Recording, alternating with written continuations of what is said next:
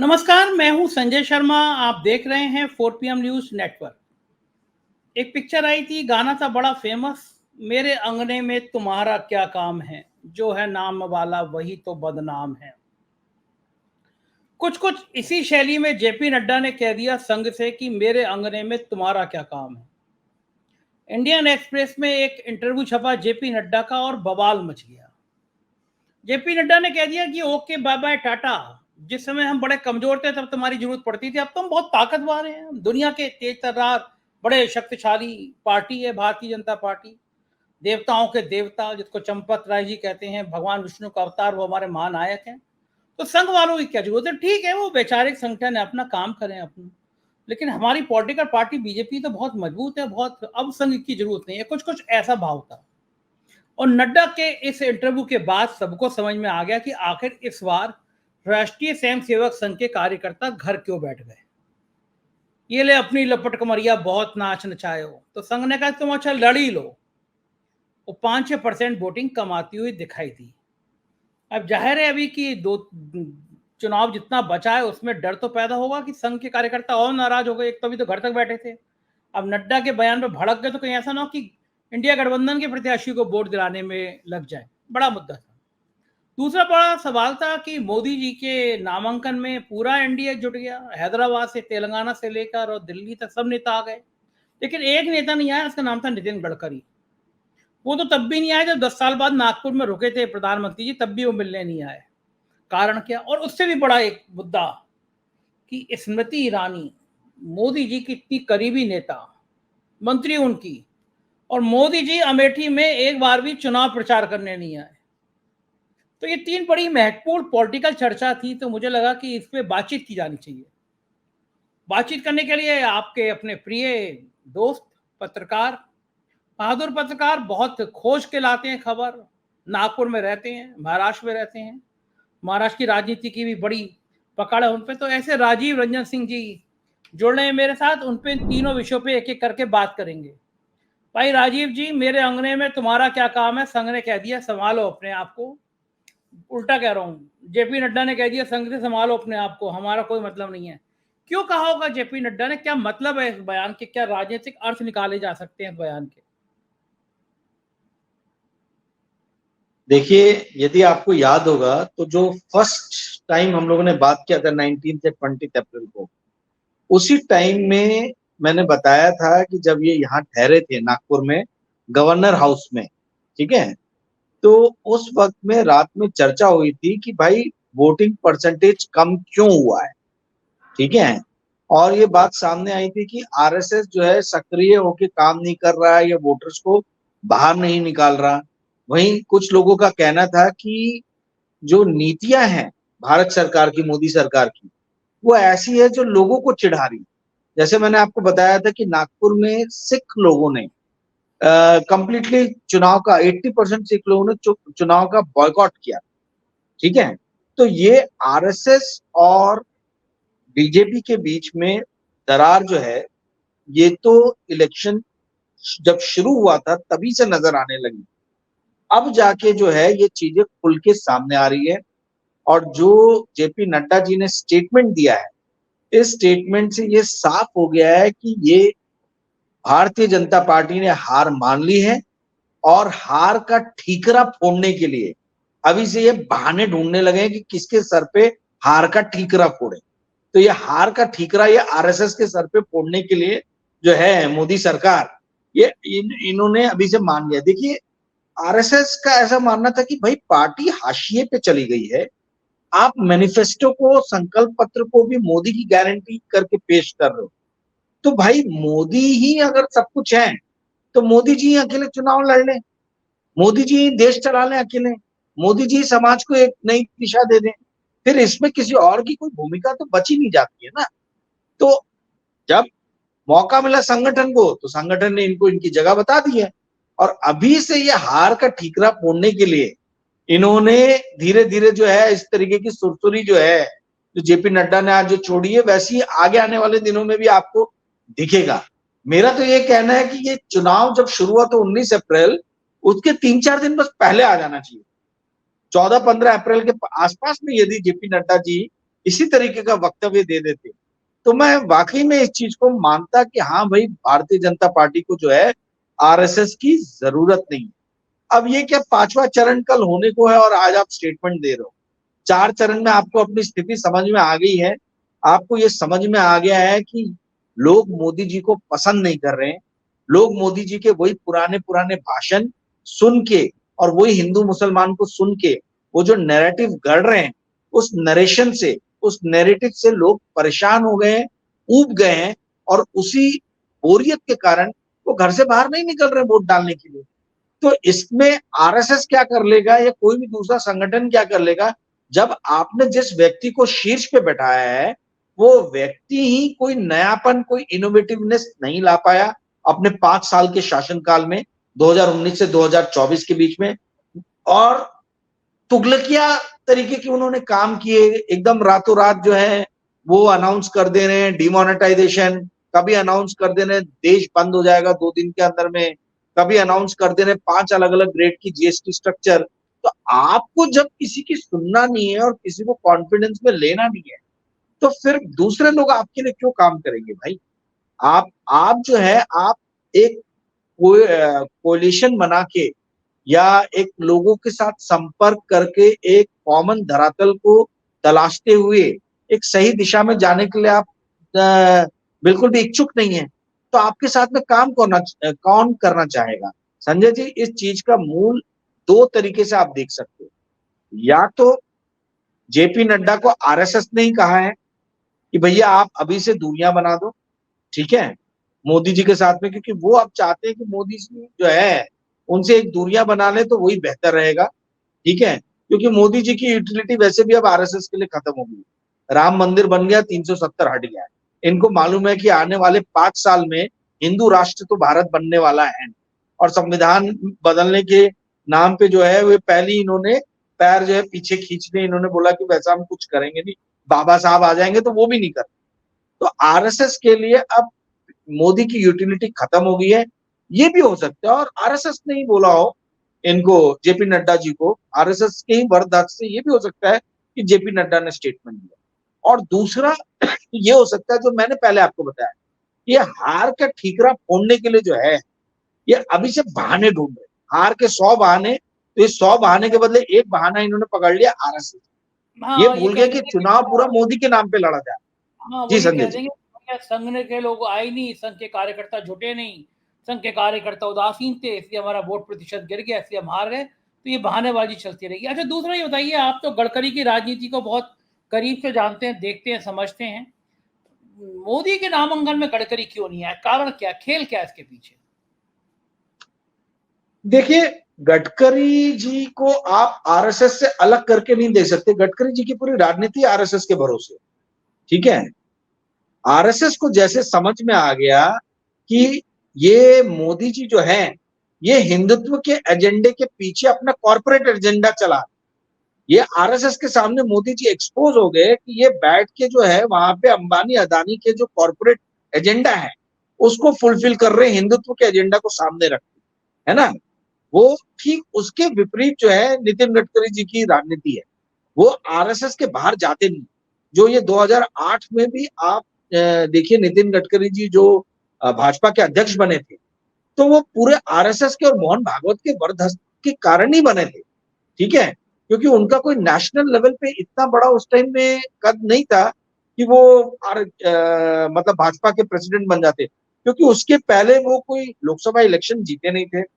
वो सिर्फ एक टर्म जो था 1995 से 1999 का शिवसेना भारतीय जनता पार्टी का, उसमें पीडब्ल्यूडी मिनिस्टर। बहुत कम लोगों को ये बात मालूम है कि नितिन गडकरी जब पहली बार इलेक्शन लड़े थे तो वो असेंबली का इलेक्शन लड़े, और असेंबली के इलेक्शन में पश्चिम नागपुर से लड़े थे और उन्हें 5,000 वोट भी नहीं मिले, ठीक है।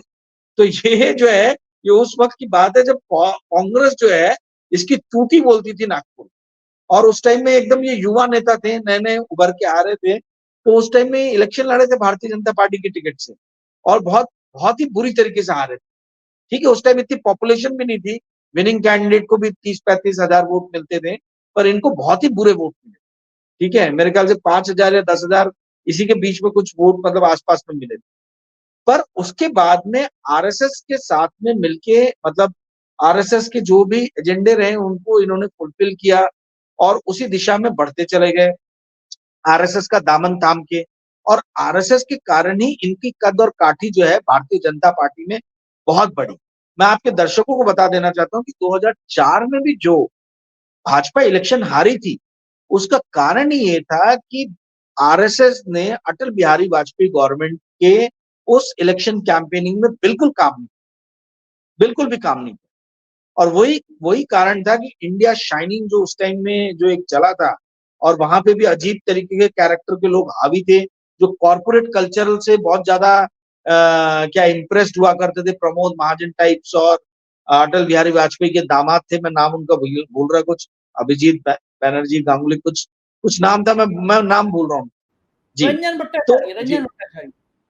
जी, तो ये तो आरएसएस को देखिए, एक हद से ज्यादा यदि कॉर्पोरेट लॉबी पार्टी के अंदर हावी हो जाती है तो ये आरएसएस को कभी पसंद नहीं आता। और आप ये देखिए, नरेंद्र मोदी का इतिहास रहा है, मार्क माई वर्ड्स, वो जहां जहां जिस आदमी के दामन को थाम के आगे बढ़ते हैं उसी आदमी को वो काट देते। तो आप देखिए कि वो आए जो है वहां पर है केशुभाई पटेल और लालकृष्ण आडवाणी, अटल बिहारी वाजपेयी, इनके बीच में कंसेंसस हुआ कि नरेंद्र मोदी को चलो चीफ मिनिस्टर बना के भेज देते। तो इन्होंने आते ही सबसे पहले केशुभाई पटेल को जो है उनकी जड़ें पूरी काटी और केशुभाई पटेल को पूरी तरीके से राजनीतिक रूप से समाप्त किया। उसके बाद में जो आरएसएस के वहां पर गुजरात में संयोजक थे संजय जोशी, उनको उन्होंने पूरी तरीके से लंबा कर दिया। आज संजय जोशी कहाँ है किसी को पता नहीं है, वो दिल्ली में कहीं बैठते हैं। आज मतलब किसी समय में उनका जलवा हुआ करता था। ये संजय जोशी वो व्यक्ति था जो लालकृष्ण आडवाणी के कमरे में घुस के बोला था कि आडवाणी जी आप इस्तीफा दीजिए, जब जिन्ना के ऊपर में पाकिस्तान में रिमार्क करके आए थे। आज लोगों को पता ही नहीं कि संजय जोशी की क्या भूमिका है आरएसएस में या भारतीय जनता पार्टी में। फिर उसके बाद में इन्होंने प्रवीण तोगड़िया को लंबा किया, ठीक है। ये जिन्होंने 2002 में इनका बड़ा साथ दिया था, इन्होंने प्रवीण तोगड़िया, अशोक सिंघल, ये पकड़ के एक एक कैरेक्टर जो थे इन लोगों को खत्म किया।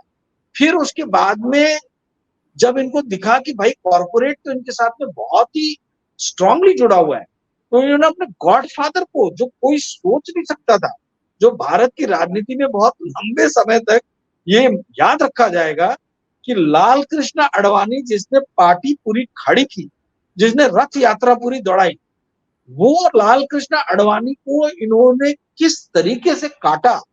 मतलब आप देखिए वहां भी ये रोए थे, आपको याद होगा, एक कुछ बोलते बोलते रोए थे कि मैं आडवाणी जी से प्रार्थना करना चाहूंगा वो इस तरीके की बात ना कहें, और करके उसका रोना शुरू कर दिया। तो इन्होंने जो है, इनका इतिहास रहा है कि जब जब जिसने इनका साथ दिया है नरेंद्र मोदी का, वहां वहां इन्होंने उस व्यक्ति को खत्म ही कर दिया है, राजनीतिक रूप से या सामाजिक रूप से। अब आरएसएस को भी यही डर सता रहा है कि अगर ये तीसरे टर्म में आए तो क्या ये आरएसएस को ही पूरा लंबा कर देंगे।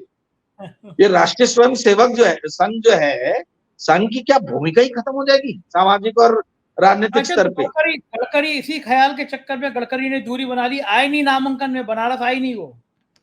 गडकरी तो दूरियां तो गडकरी के साथ में 2019 में जब 303 सीट आई थी तभी से हो गई थी। आपको याद होगा लोकमत में एक खबर छपी थी, ठीक है, कि नितिन गडकरी ने कहा है कि मैं अपने 120 सांसदों को लेकर अलग हो जाऊंगा। 120 या 150 सांसद कुछ ऐसे बोले थे। तो जिस पत्रकार ने बेचारे ने उसमें वो रिपोर्ट लिखी थी, उसकी नौकरी चली गई, क्योंकि बाद में गडकरी जी ने बोला कि मैंने ऐसा बोला ही नहीं, ये मेरे स्टेटमेंट को तोड़ मरोड़ के बोला गया। पर ये मोदी और अमित शाह ने जब ये पढ़ा स्टेटमेंट, तो इनके पैर के नीचे से जमीन खिसक गई कि ये क्या इतने बड़े लेवल की कुछ तैयारी कर रहे थे क्या, ठीक है। तो ये दूरियां तो जो है ये बहुत पहले से ही हो गई थी। हालांकि गडकरी साहब ने उस बात का डिनायल दिया था कि मैंने ऐसा कहा नहीं। But coming back to the point, Gadkari के पास में 3 मिनिस्ट्री हुआ करती थी 2014 से 2019 के बीच। एक हाईवे हुआ करता था, एक पोर्ट की भी मिनिस्ट्री हुआ करती थी, और उसके अलावा गंगा जल सफाई का जो है नमामि गंगे, वो सब मिनिस्ट्री इनके पास में।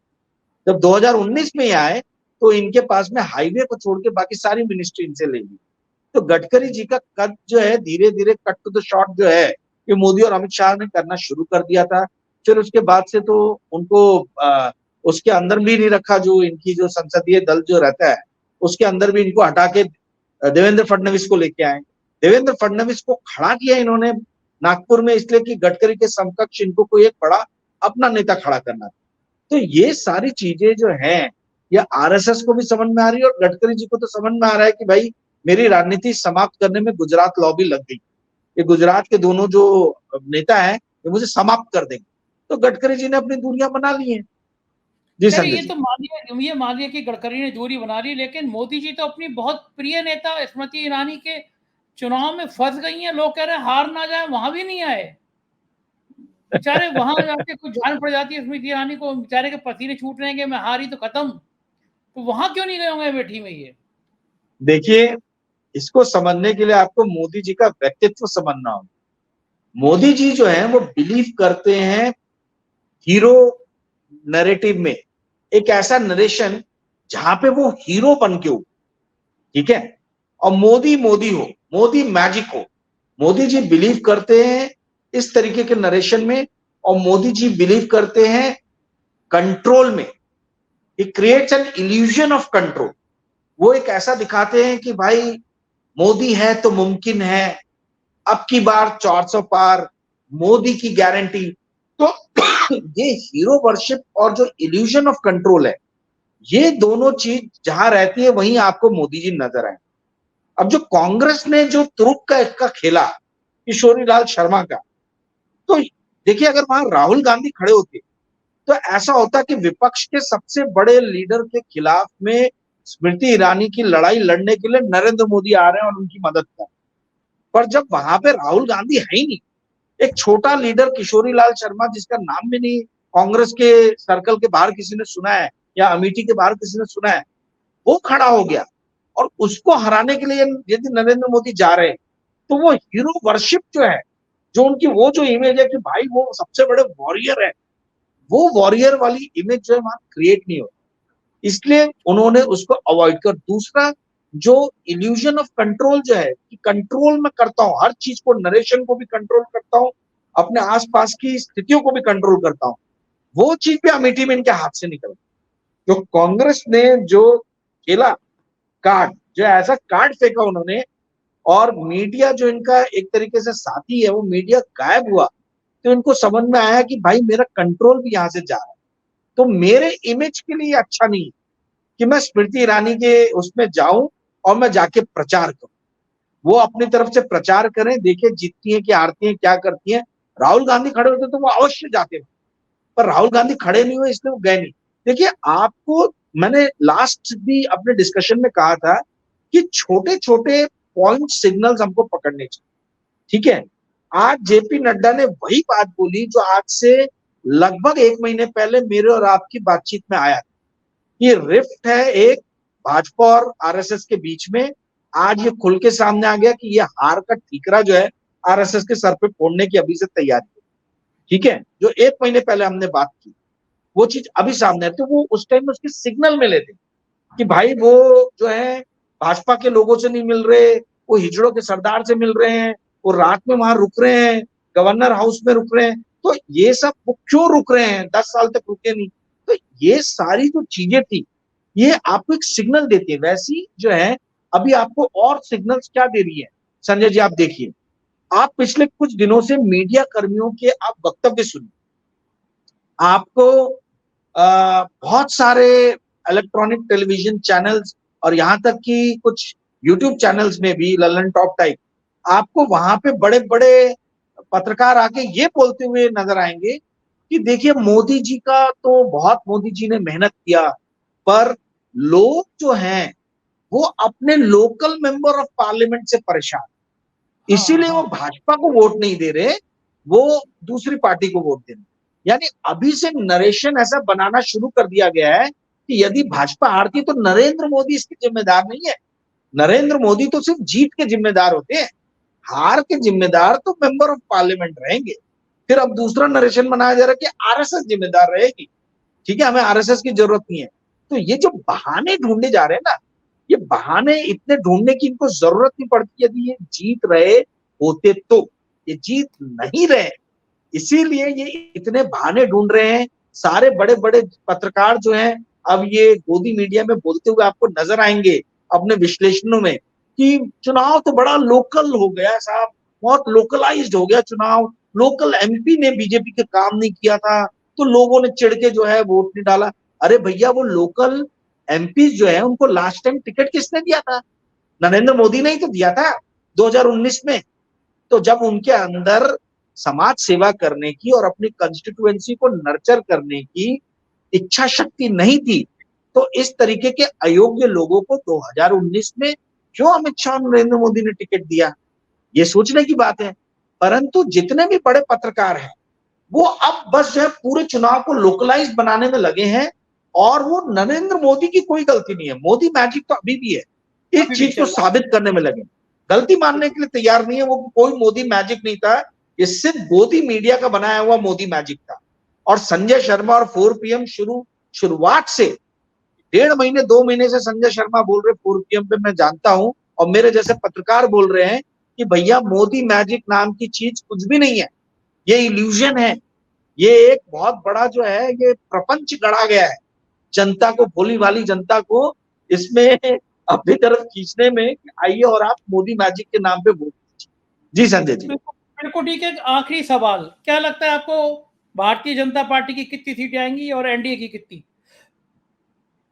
देखिए मैं तो अभी भी अपने उस इंफॉर्मेशन जो मुझे मिली है उस पे स्टिक हूं कि एनडीए जो बताया गया था 190 सीट आएगी, पर थोड़ी देर के लिए मान लीजिए कि भाई एनडीए की 190 सीट नहीं है, भाजपा की 190 और एनडीए जो है वो 220 के आसपास में है। तो भी आप किसी भी तरीके का गणित लगा लीजिए, नरेंद्र मोदी या एनडीए सरकार बनाने की स्थिति में नहीं रहेगा। सरकार इंडिया अलायंस की ही बनने वाली है। अब लास्ट टाइम मैंने पिछले इंटरव्यू में कहा था कि बहुत हद तक चांसेस है ममता बनर्जी के बनने के। हालांकि मुझे बहुत सारे लोगों के फोन आए और आपके भी प्रोग्राम में कमेंट्स में लोगों ने मेरी बहुत ज्यादा भर्त्सना की है कि मैं ममता बनर्जी को क्यों प्रधानमंत्री बनाना चाहता हूँ। भैया मैं नहीं बनाना चाहता हूँ, मैंने सिर्फ एक कैलकुलेशन आप लोग को बताया था कि ममता बनर्जी ने ये स्टेटमेंट दिया कि हम बाहर से समर्थन देंगे और इंडिया अलायंस जिसका पार्ट यदि ममता बनर्जी है तो इसको कुल मिला के 300 सीट के आसपास में मिलेगी और 220 सीट के आसपास में, 220-230 के आसपास में एनडीए को मिलेगी। बाकी बची हुई जो है वो आपका वायरस और इस तरीके के आंध्र प्रदेश और छोटी छोटी पार्टियों को मिल जाएगी। तो कहने का अर्थ यह है कि यदि ममता बनर्जी बाहर से समर्थन देती है तो इंडिया अलायंस की गवर्नमेंट अनस्टेबल रहेगी, ठीक है।